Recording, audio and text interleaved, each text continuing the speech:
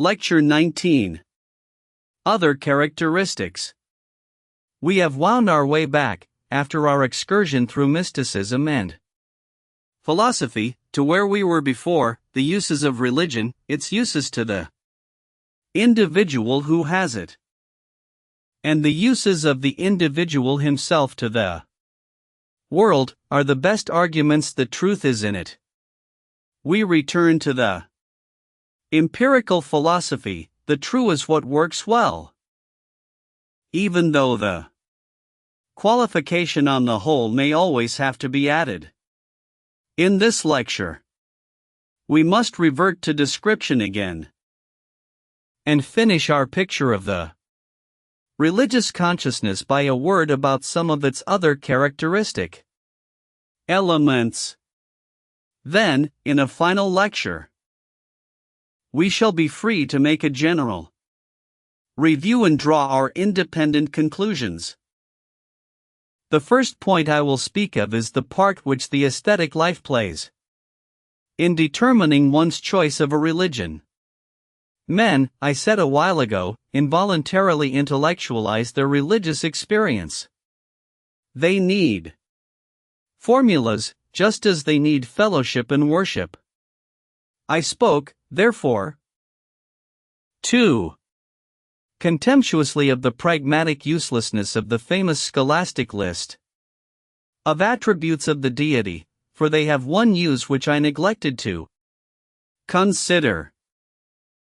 The eloquent passage in which Newman enumerates them, 299, puts us on the track of it, intoning them as he would intone a cathedral service. He shows how high is their aesthetic value. It enriches our bare piety to carry these exalted and mysterious verbal additions, just as it enriches a church to have an organ and old brasses, marbles and frescoes, and stained windows. Epithets lend an atmosphere and overtones to our devotion. They are like a hymn of praise and service of glory, and may sound the more sublime for being incomprehensible. Minds like Newman's, 300, grow as jealous of their credit as heathen priests are of that of the jewelry and ornaments that blaze upon their idols. Among the buildings out of religion which the mind spontaneously indulges in, the aesthetic motive must never be forgotten. I promised to say nothing of ecclesiastical systems in these lectures. I may be allowed, however, to put in a word at this point on the way in which their satisfaction of certain aesthetic needs contributes to their hold on human nature. Although some persons aim most at intellectual purity and simplification, for others richness is the supreme imaginative requirement. 301. When one's mind is strongly of this type, an individual religion will hardly serve the purpose. The inner need is rather of something institutional and complex, majestic in the hierarchic interrelatedness of its parts, with authority descending from stage to stage, and at every stage objects for adjectives of mystery and splendor, derived in the last resort from the Godhead, who is the fountain and culmination of the system. One feels then as if in presence of some vast encrusted work of jewelry or architecture. One hears the multitudinous liturgical appeal, one gets the honorific vibration coming from every quarter. Compared with such a noble complexity, in which ascending and descending movements seem in no way to jar upon stability, in which no single item, however humble, is insignificant, because so many august institutions hold it in its place, how flat does evangelical Protestantism appear? How bare the atmosphere of those isolated religious lives whose boasted is that man in the bush with God may meet 302. What a pulverization and leveling of what a gloriously piled up structure. To an imagination used to the perspectives of dignity and glory, the naked gospel scheme seems to offer an almshouse for a palace. It is much like the patriotic sentiment of those brought up in ancient empires. How many emotions must be frustrated of their object, when one gives up the titles of dignity, the crimson lights and blare of brass, the gold embroidery, the plumed troops, the fear and trembling, and puts up with a president in a black coat who shakes hands with you, and comes, it may be, from a home upon a veldt or prairie with one sitting room and a Bible on its center table. It pauperizes the monarchical imagination. The strength of these aesthetic sentiments makes it rigorously impossible, it seems to me, that Protestantism, however superior in spiritual profundity it may be to Catholicism, should at the present day succeed in making many converts from the more venerable ecclesiasticism. The latter offers a so much richer pasturage and shade to the fancy, has so many cells with so many different kinds of honey, is so indulgent in its multiform appeals to human nature, that Protestantism will always show to Catholic eyes the almshouse physiognomy. The bitter negativity of it is to the Catholic mind incomprehensible. To intellectual Catholics, many of the antiquated beliefs and practices to which the Church gives countenance are, if taken literally, as childish as they are to Protestants. But they are childish in the pleasing sense of childlike, innocent, and amiable, and worthy to be smiled on in consideration of the undeveloped condition of the dear people's intellects. To the Protestant, on the contrary, they are childish in the sense of being idiotic falsehoods. He must stamp out their delicate and lovable redundancy, leaving the Catholic to shudder at his literalness. He appears to the latter as morose as if he were some hard-eyed, numb, monotonous kind of reptile. The two will never understand each other, their centers of emotional energy are too different. Rigorous truth and human nature's intricacies are always in need of a mutual interpreter. 303. So much for the aesthetic diversities in the religious consciousness. In most books on religion, three things are represented as its most essential elements. These are sacrifice, confession, and prayer. I must say a word in turn of each of these elements, though briefly. First of sacrifice.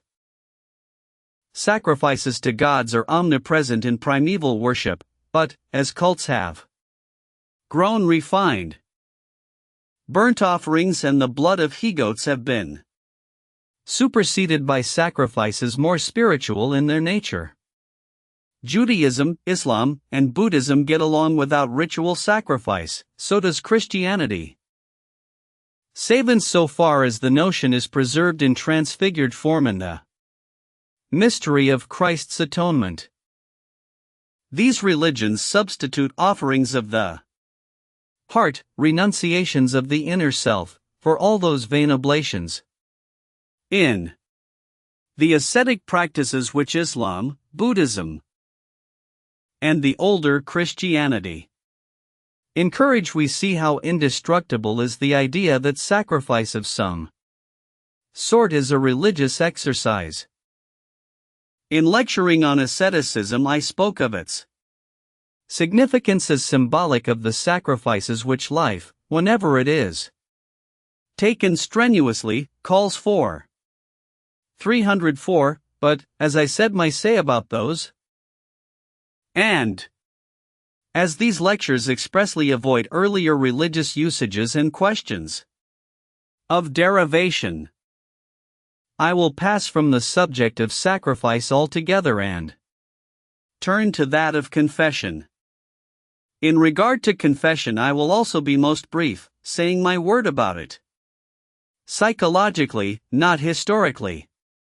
Not nearly as widespread as sacrifice, it corresponds to a more inward and moral stage of sentiment.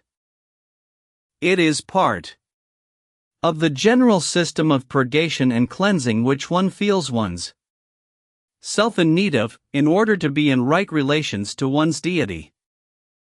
For him who confesses, shams are over and realities have begun, he has exteriorized his rottenness. If he has not actually got rid of it, he at least no longer smears it over with a hypocritical show of virtue. He lives at least upon a basis of veracity.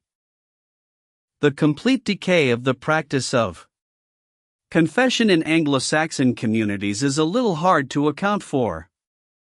Reaction against popery is of course the historic explanation. For in popery, confession went with penances and absolution, and other inadmissible practices. But on the side of the sinner himself it seems as if the need ought to have been too great to accept so summary a refusal of its satisfaction. One would think that in more men the shell of secrecy would have had to open, the pent-in abscess to burst and gain relief, even though the ear that heard the confession were unworthy. The Catholic Church, for obvious utilitarian reasons, has substituted auricular confession to one priest for the more radical act of public confession. We English-speaking Protestants, in the general self-reliance and unsociability of our nature, seem to find it enough if we take God alone into our confidence. 305. The next topic on which I must comment is prayer, and this time it must be less briefly. We have heard much talk of late against prayer, especially against prayers for better weather and for the recovery of sick people. As regards prayers for the sick, if any medical fact can be considered to stand firm, it is that in certain environments prayer may contribute to recovery, and should be encouraged as a therapeutic measure. Being a normal factor of moral health in the person, its omission would be deleterious. The case of the weather is different.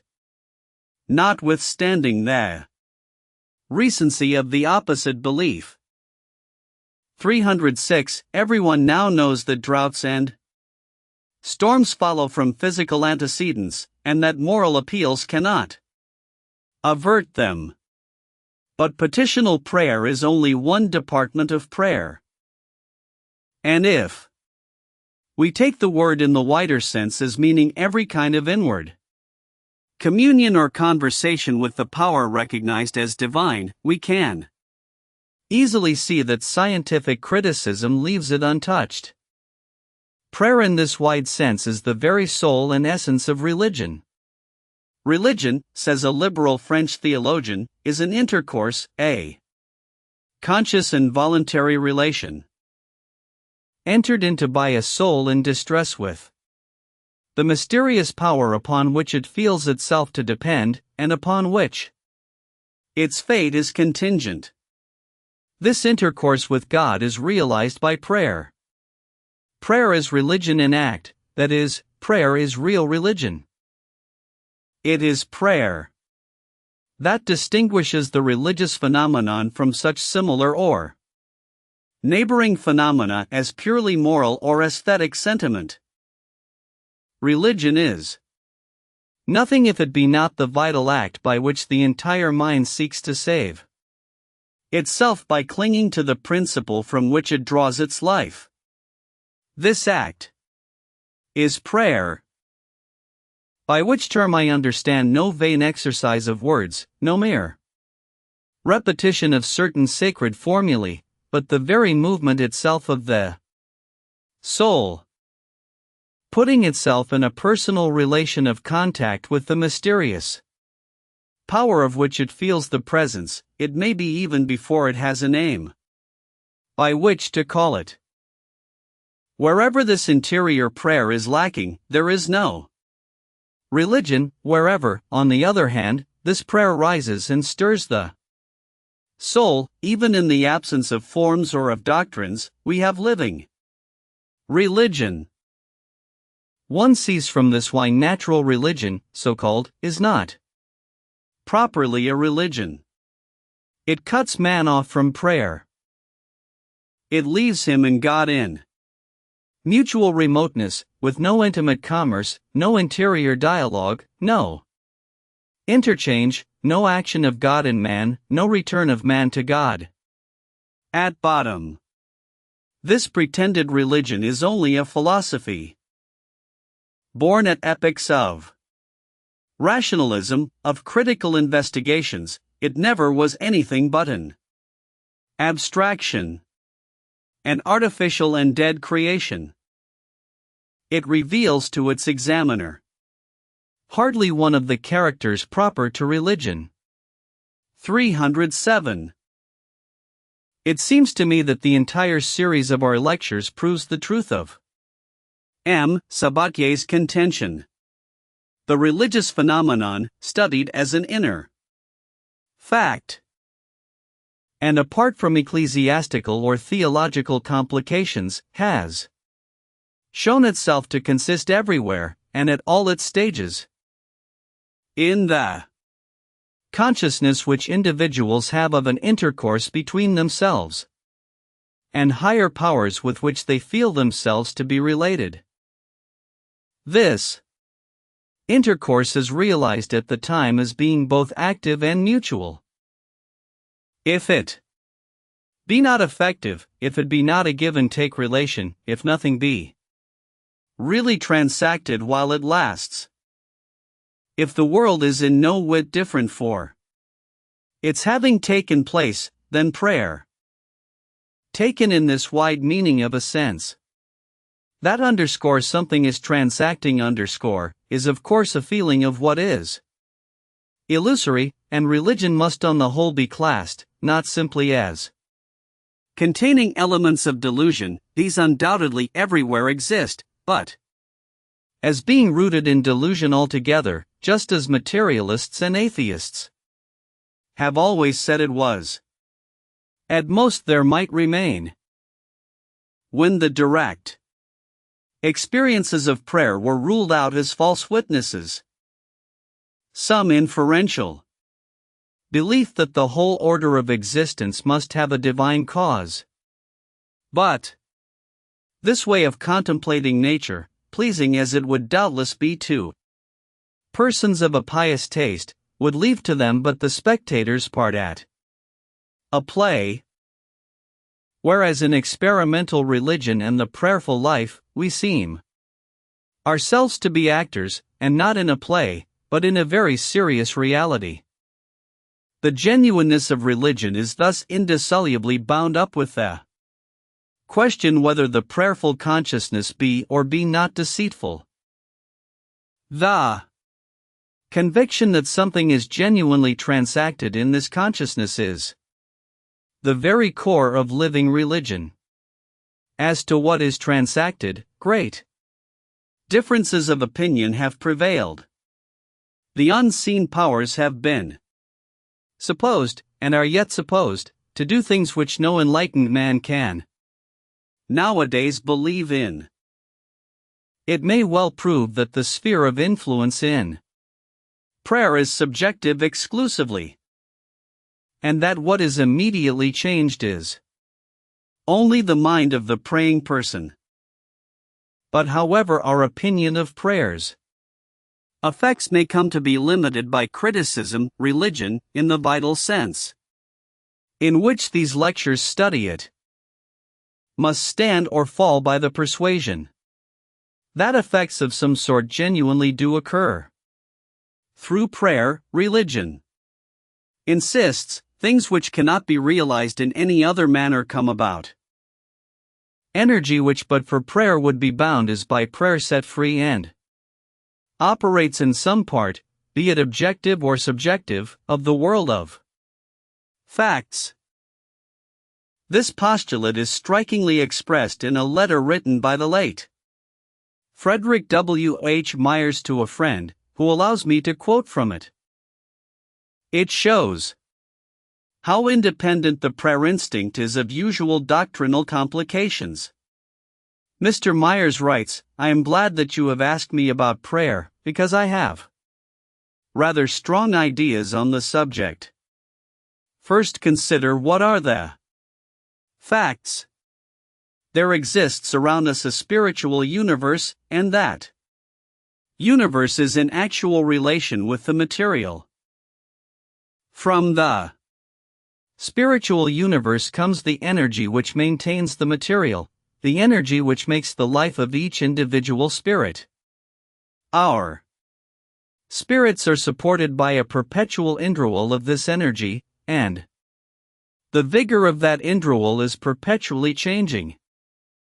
Much as the vigor of our absorption of material nutriment changes from hour to hour. I call these facts because I think that some scheme of this kind is the only one consistent with our actual evidence, too complex to summarize here. How, then, should we act on these facts? Plainly, we must endeavor to draw in as much spiritual life as possible, and we must place our minds in any attitude which experience shows to be favorable to such indrawal. Prayer is the general name for that attitude of open and earnest expectancy. If we then ask to whom to pray, the answer, strangely enough, must be that does not much matter. The prayer is not indeed a purely subjective thing. It means a real increase in intensity of absorption of spiritual power or grace.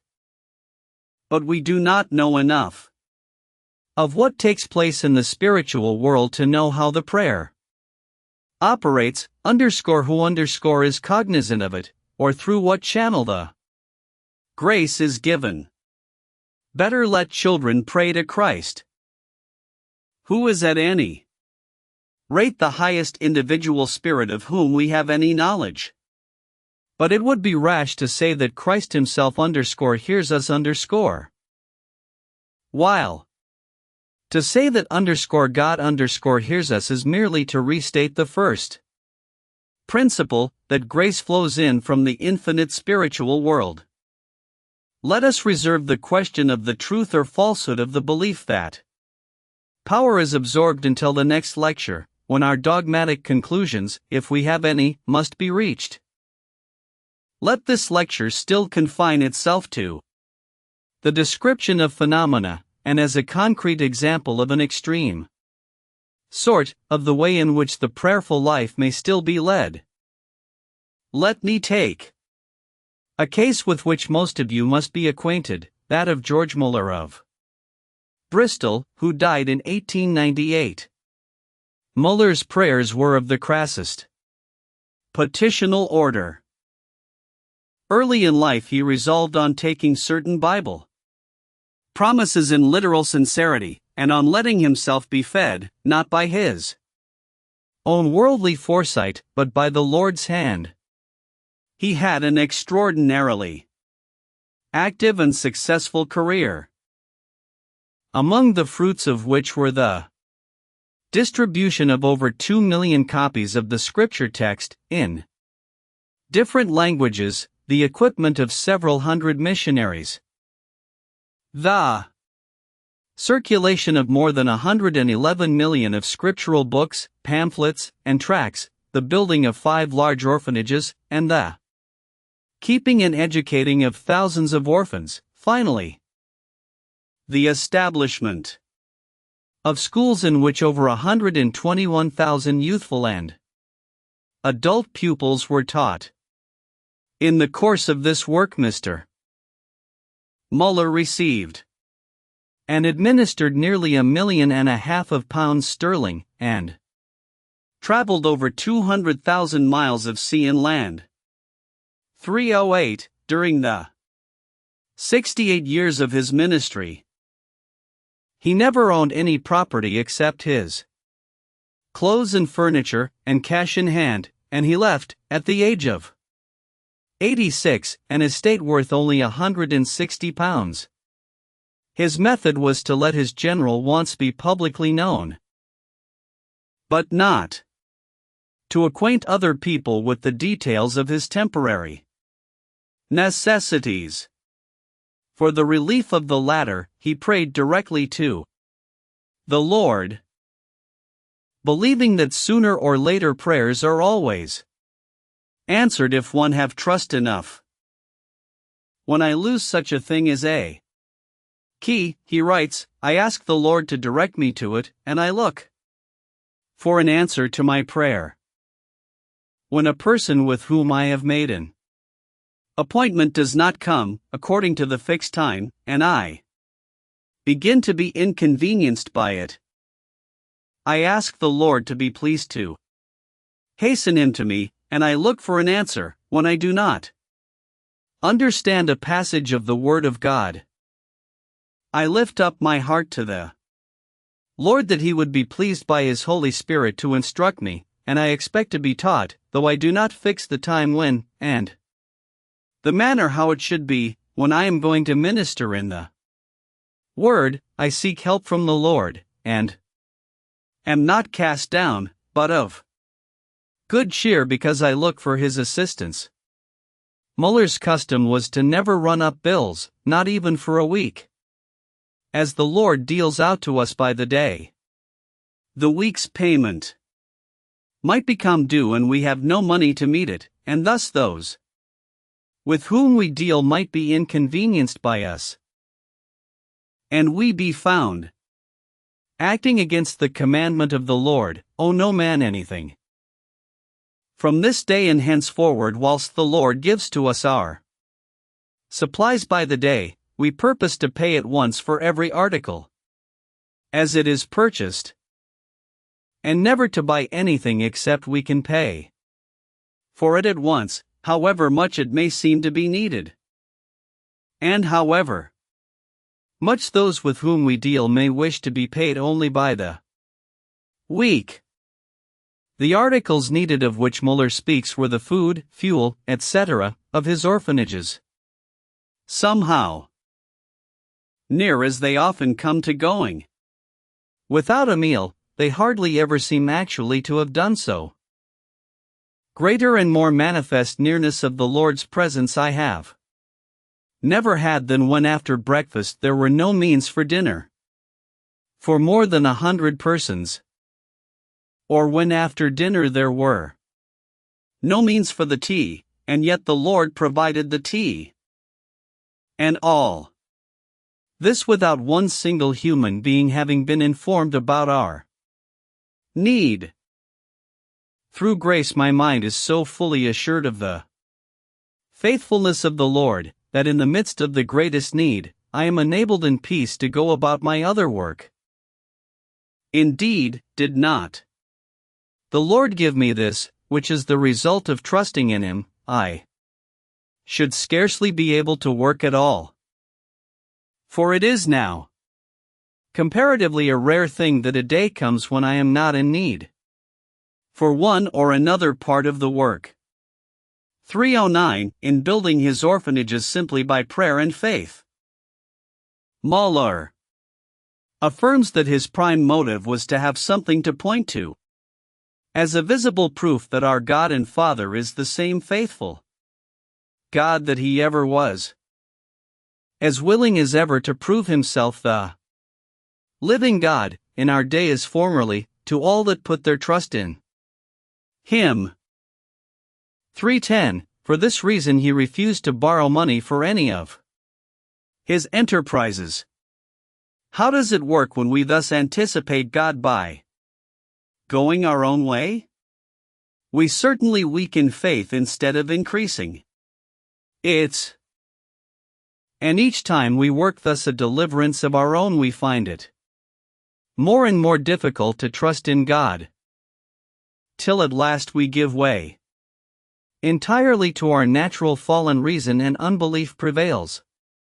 How different if one is enabled to wait God's own time, and to look alone to Him for help and deliverance. When at last help comes, after many seasons of prayer it may be, how sweet it is, and what a present recompense! Dear Christian reader, if you have never walked in this path of obedience before, do so now. And you will then know experimentally the sweetness of the joy which results from it. 3:11, when the supplies came in but slowly. Muller always considered that this was for the trial of his faith and patience. When his faith and patience had been sufficiently tried, the Lord would send more means. And thus it has proved. I quote from his diary, "For today was given me the sum of £2,050, of which 2,000 are for the building fund of a certain house, and 54 present necessities." It is impossible to describe my joy in God when I received this donation. I was neither excited nor surprised, for I _look out_ 4 answers to my prayers. I believe that God hears me. Yet my heart was so full of joy that I could only sit before God and admire Him, like David in 2 Samuel 7. At last I cast myself flat down upon my face and burst forth in thanksgiving to God and in surrendering my heart afresh to Him for His blessed service. 312. George Muller's is a case extreme in every respect, and in no respect more so than in the extraordinary narrowness of the man's intellectual horizon. His God was, as he often said, his business partner. He seems to have been, for Muller, little more than a sort of supernatural clergyman interested in the congregation of tradesmen and others in Bristol who were his saints, and in the orphanages and other enterprises, but unpossessed of any of those vaster and wilder and more ideal attributes with which the human imagination elsewhere has invested him. Muller, in short, was absolutely unphilosophical. His intensely private and practical conception of his relations with the deity continued the traditions of the most primitive human thought. 313. When we compare a mind like his with such a mind as, for example, Emerson's or Phillips Brooks's, we see the range which the religion's consciousness covers. There is an immense literature relating to answers to petitional prayer. The evangelical journals are filled with such answers, and books are devoted to the subject. 314, but for us Muller's case will suffice. A less sturdy beggar-like fashion of leading the prayerful life is followed by innumerable other Christians. Persistence in leaning on the Almighty for support and guidance will, such persons say, bring with it proofs, palpable but much more subtle, of His presence and active influence. The following description of a led life, by a German writer, whom I have already quoted, would no doubt appear to countless Christians in every country as if transcribed from their own personal experience. 1. Finds in this guided sort of life, says Dr. Hilty, that books and words, and sometimes people, come to one's cognizance just at the very moment in which one needs them, that One glides over great dangers as if with shut eyes, remaining ignorant of what would have terrified one or led one astray. Until the peril is past, this being especially the case with temptations to vanity and sensuality, that paths on which one ought not to wander are, as it were, hedged off with thorns, but that on the other side great obstacles are suddenly removed, that when the time has come for something, one suddenly receives a courage that formerly failed, or perceives the root of a matter that until then was concealed, or discovers thoughts, talents, yea, even pieces of knowledge and insight in oneself, of which it is impossible to say whence they come. Finally, that persons help us or decline to help us, favor us, or refuse us, as if they had to do so against their will, so that often those indifferent or even unfriendly to us yield us the greatest service and furtherance. God takes often their worldly goods from those whom He leads at just the right moment, when they threaten to impede the effort after higher interests.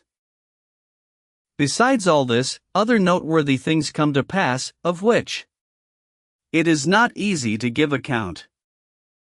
There is no doubt whatever that now one walks continually through open doors and on the easiest roads, with as little care and trouble as it is possible to imagine.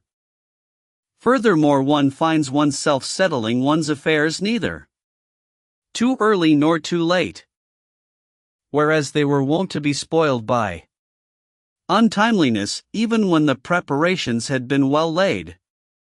In addition to this, one does them with perfect tranquility of mind, almost as if they were matters of no consequence, like errands done by us for another person, in which case we usually act more calmly than when we act in our own concerns. Again, one finds that one can wait for everything patiently, and that is one of life's great arts. One finds also that each thing comes duly, one thing after the other, so that one gains time to make one's footing sure before advancing farther. And then everything occurs to us at the right moment, just what we ought to do, etc., and often in a very striking way, just as if a third person were keeping watch over those things which we are in easy danger of forgetting.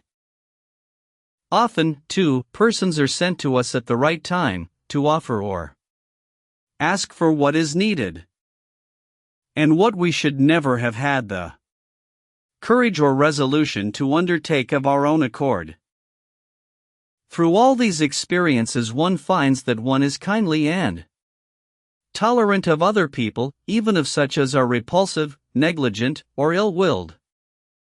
For they also are instruments of good in God's hand, and often most efficient ones. Without these thoughts, it would be hard for even the best of us always to keep our equanimity. But with the consciousness of divine guidance, one sees many a thing in life quite differently from what would otherwise be possible. All these are things that every human being knows who has had experience of them, and of which the most speaking examples could be brought forward. The highest resources of worldly wisdom are unable to attain that which, under divine leading, comes to us of its own accord. 315. Such accounts as this shade away into others where the belief is not that particular events are tempered more towardly to us by a superintending providence, as a reward for our reliance, but that by cultivating the Continuous sense of our connection with the power that made things as they are, we are tempered more towardly for their reception. The outward face of nature need not alter, but the expressions of meaning in it alter. It was dead and is alive again. It is like the difference between looking on a person without love, or upon the same person with love. In the latter case, intercourse springs into new vitality. So when one's affections keep in touch with the divinity of the world's authorship, fear and egotism fall away, and in the equanimity that follows, one finds in the hours, as they succeed each other, a series of purely benignant opportunities. It is as if all doors were opened, and all paths freshly smoothed. We meet a new world when we meet the old world in the spirit which this kind of prayer infuses. Such a spirit was that of Marcus Aurelius and Epictetus. 3:16, it is that of mind-curers, of the transcendentalists, and of the so-called liberal Christians. As an expression of it, I will quote a page from one of Martineau's sermons. The universe, open to the eye today, looks as it did 1,000 years ago. And the morning hymn of Milton does but tell the beauty with which our own familiar sun dressed the earliest fields and gardens of the world. We see what all our fathers saw. And if we cannot find God in your house or in mine, upon the roadside or the margin of the sea, in the bursting seed or opening flower, in the day duty or the night musing, in the general laugh and the secret grief, in the procession of life, ever entering afresh, and solemnly passing by and dropping off, I do not think we should discern him any more on the grass of Eden, or beneath the moonlight of Gethsemane. Depend upon it, it is not the want of greater miracles, but of the soul to perceive such as are allowed us still, that makes us push all the sanctities into the far spaces we cannot reach. The devout feel that wherever God's hand is, their is miracle. And it is simply an indevoutness which imagines that only where miracle is, can there be the real hand of God. The customs of heaven ought surely to be more sacred in our eyes than its anomalies, the dear old ways of which the Most High is never tired, than the strange things which He does not love well enough ever to repeat. And he who will but discern beneath the sun, as he rises any morning, the supporting finger of the Almighty, may recover the sweet and reverent surprise with which Adam gazed on the first dawn in paradise. It is no outward change, no shifting in time or place, but only the loving meditation of the pure in heart that can reawaken the eternal from the sleep within our souls, that can render him a reality again, and reassert for him once more his ancient name of the living God. 3:17, when we see all things in God, and refer all things to Him, we read in common matters superior expressions of meaning. The deadness with which custom invests the familiar vanishes, and existence as a whole appears transfigured. The state of a mind thus awakened from torpor is well expressed in these words, which I take from a friend's letter. If we occupy ourselves in summing up all the mercies and bounties we are privileged to have, we are overwhelmed by their number, so great that we can imagine ourselves unable to give ourselves time even to begin to review the things we may imagine we have not. We sum them and realize that we are actually killed with God's kindness that we are surrounded by bounties upon bounties, without which all would fall. Should we not love it? Should we not feel buoyed up by the eternal arms? Sometimes this realization that facts are of divine sending, instead of being habitual, is casual, like a mystical experience. Father Gratry gives this instance from his youthful melancholy period. One day I had a moment of consolation, because I met with something which seemed to me ideally perfect. It was a poor drummer beating the tattoo in the streets of Paris. I walked behind him in returning to the school on the evening of a holiday. His drum gave out the tattoo in such a way that, at that moment at least, however peevish I were, I could find no pretext for fault finding. It was impossible to conceive more nerve or spirit, better time or measure, more clearness or richness, than were in this drumming. Ideal desire could go no farther in that direction. I was enchanted and consoled. The perfection of this wretched act did me good. Good is at least possible, I said, since the ideal can thus sometimes get embodied. 318. In Senancour's novel of Obermann, a similar transient lifting of the veil is recorded. In Paris streets, on a March day, he comes across a flower in bloom, a jonquil. It was the strongest expression of desire, it was the first perfume of the year. I felt all the happiness destined for man. This unutterable harmony of souls, the phantom of the ideal world, arose in me complete. I never felt anything so great or so instantaneous.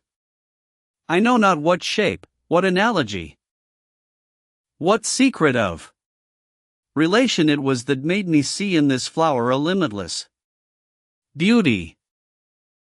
I shall never enclose in a conception this power, this immensity that nothing will express, this form that nothing will contain, this ideal of a better world which one feels, but which, it seems, nature has not made actual. 319. We heard in previous lectures of the vivified face of the world as it may appear to converts after their awakening.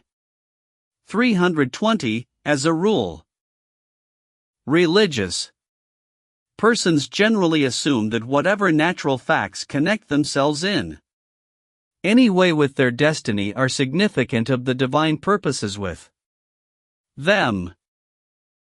Through prayer the purpose, often far from obvious, comes home to them, and if it be trial, strength to endure the trial is given.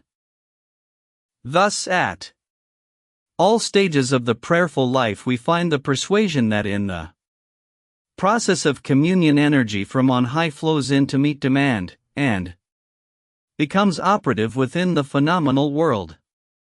So long as this operativeness is admitted to be real, it makes no essential difference whether its immediate effects be subjective or objective. The fundamental religious point is that in prayer, spiritual energy, which otherwise would slumber, does become active, and spiritual work of some kind is effected. Really. So much for prayer, taken in the wide sense of any kind of communion.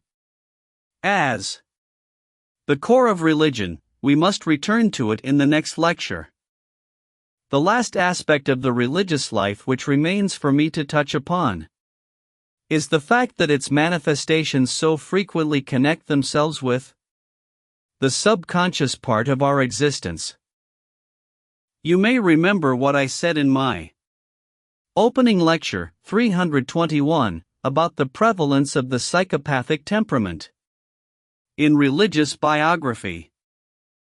You will in point of fact hardly find a religious Leader of any kind in whose life there is no record of automatisms.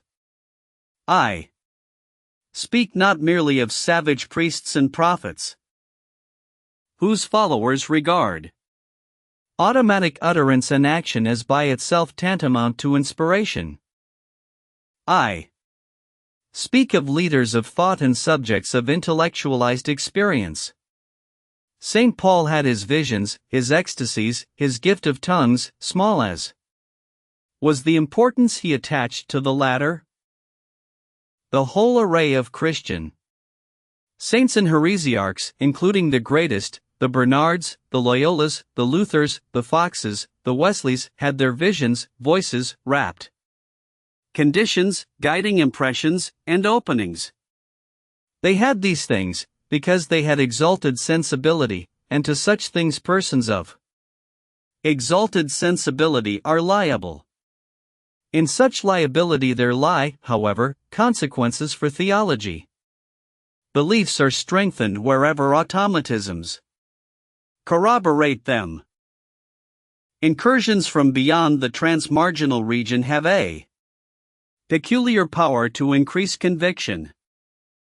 The inchoate sense of presence is infinitely stronger than conception, but strong as it may be, it is seldom equal to the evidence of hallucination. Saints who actually see or hear their Savior reach the acme of assurance. Motor automatisms, though rarer, are, if possible, even more convincing than sensations. The subjects here actually feel themselves played upon by powers beyond their will.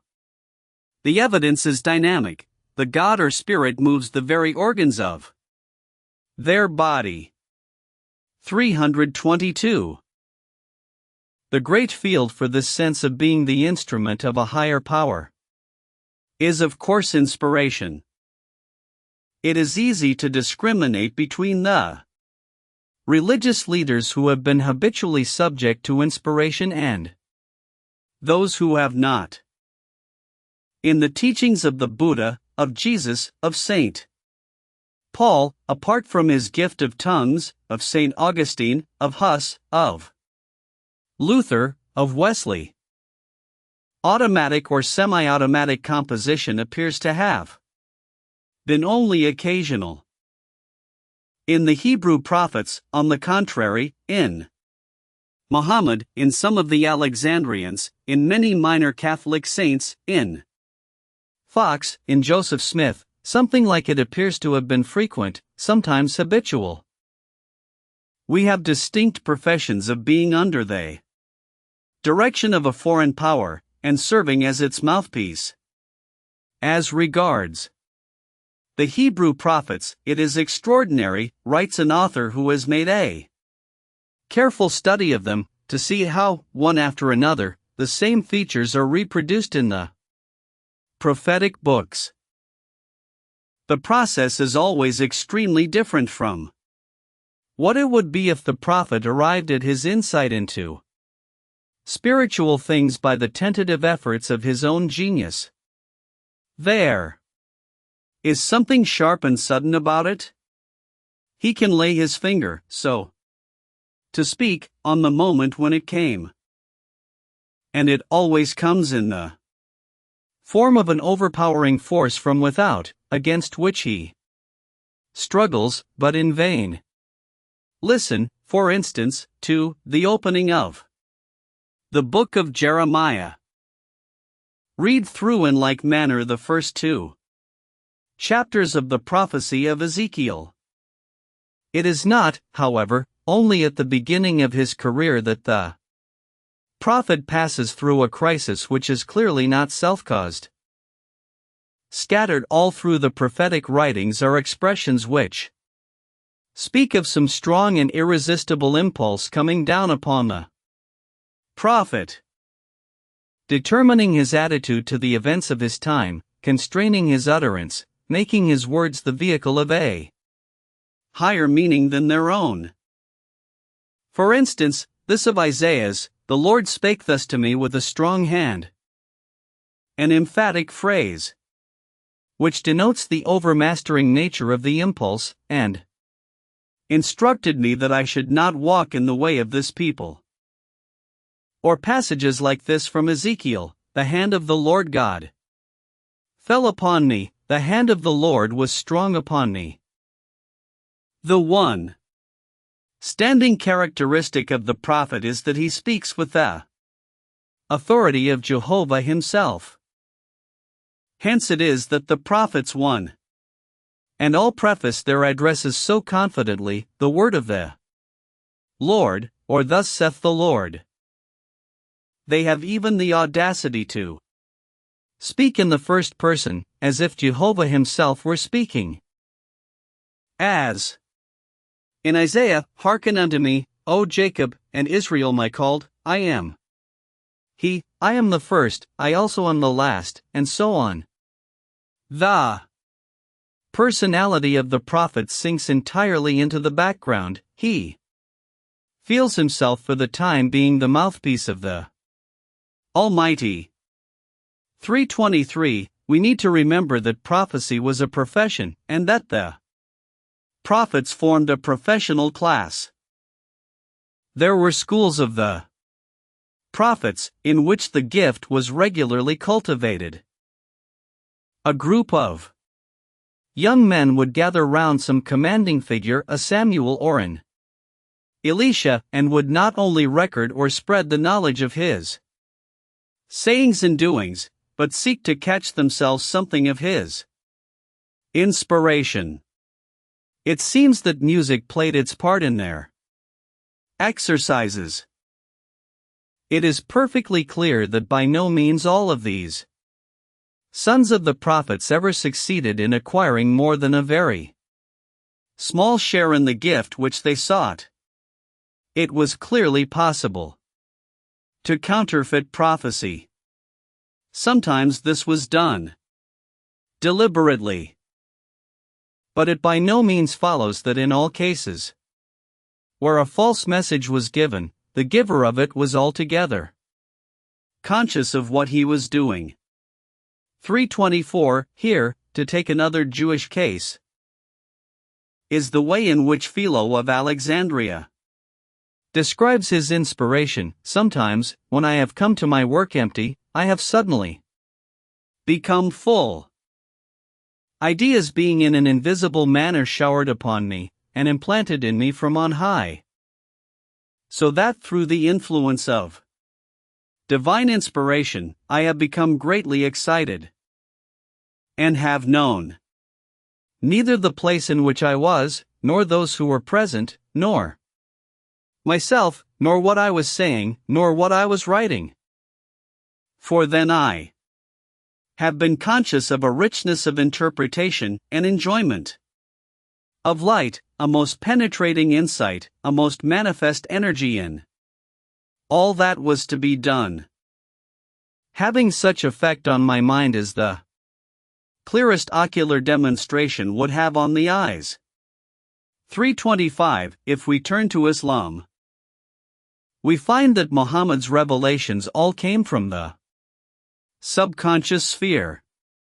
To the question in what way he got them, Muhammad is said to have answered that sometimes he heard a knell as from a bell, and that this had the strongest effect on him, and when the angel went away, he had received the revelation. Sometimes again he held converse with the angel as with a man, so as easily to understand his words. The later authorities, however, distinguish still other kinds. In the Itkin, 103, the following are enumerated: 1. Revelations with sound of bell. 2. By inspiration of the Holy Spirit in M.'s heart. 3. By Gabriel in human form. 4. By God immediately, either when awake, as in his journey to heaven, or in dream. In Al-Mawahib al-Adunia the kinds are thus given: 1. Dream. 2. Inspiration of Gabriel in the prophet's heart. 3. Gabriel taking Daya's form. 4. With the bell. sound, etc. 5. Gabriel in propria persona, only twice. 6. Revelation in heaven. 7. God appearing in person, but veiled. 8. God revealing himself immediately without veil. Others add 2 other stages, namely, 1. Gabriel in the form of still another man. 2. God showing himself personally in dream. 326. In none of these cases is the revelation distinctly motor. In the case of Joseph Smith, who had prophetic revelations innumerable in addition to the revealed translation of the gold plates which resulted in the Book of Mormon, although there may have been a motor element, the inspiration seems to have been predominantly sensorial. He began his translation by the aid of the peepstones which he found, or thought, or said that he found, with the gold plates, apparently a case of crystal gazing. 4. Some of the other revelations he used the peepstones, but seems generally to have asked the Lord for more direct instruction. 327. Other revelations are described as openings. Foxes, for example, were evidently of the kind known in spiritistic circles of today as impressions. As all effective initiators of change must needs live to some degree upon this psychopathic level of sudden perception or conviction of new truth, or of impulse to action so obsessive that it must be worked off, I will say nothing more about so very common a phenomenon. When, in addition to these phenomena of inspiration, we take religious mysticism into the account. When we recall the striking and sudden unifications of a discordant self which we saw in conversion, and when we review the extravagant obsessions of tenderness, purity, and self-severity met with in saintliness, we cannot, I think, avoid the conclusion that in religion we have a department of human nature with unusually close relations to the transmarginal or subliminal region. If the word subliminal is offensive to any of you, as smelling too much of psychical research or other aberrations, call it by any other name you please, to distinguish it from the level of full sunlit consciousness. Call this latter the A region of personality, if you care to, and call the other the B region. The B region, then, is obviously the larger part of each of us. For it is the abode of everything that is latent and the reservoir of everything that passes unrecorded or unobserved. It contains, for example, such things as all our momentarily inactive memories. And it harbors the springs of all our obscurely motived passions, impulses, likes, dislikes, and prejudices. Our intuitions, hypotheses, fancies, superstitions, persuasions, convictions, and in general all our non-rational operations, come from it. It is the source of our dreams, and apparently they may return to it. In it arise whatever mystical experiences we may have, and our automatisms, sensory or motor, our life in hypnotic and hypnoid conditions, if we are subjects to such conditions, our delusions, fixed ideas, and hysterical accidents, if we are hysteric subjects, our normal cognitions, if such there be, and if we are telepathic subjects. It is also the fountainhead of much that feeds our religion. In persons deep in the religious life, as we have now abundantly seen, and this is my conclusion, the door into this region seems unusually wide open, at any rate. Experiences making their entrance through that door have had emphatic influence in shaping religious history. With this conclusion I turn back and close the circle which I opened in my first lecture. terminating thus the review, which I then announced of inner religious phenomena as we find them in developed and articulate human individuals. I might easily, if the time allowed, multiply both my documents and my discriminations, but a broad treatment is, I believe, in itself better. And the most important characteristics of the subject lie, I think, before us already. In the next lecture, which is also the last 1, we must try to draw the critical conclusions which so much material may suggest.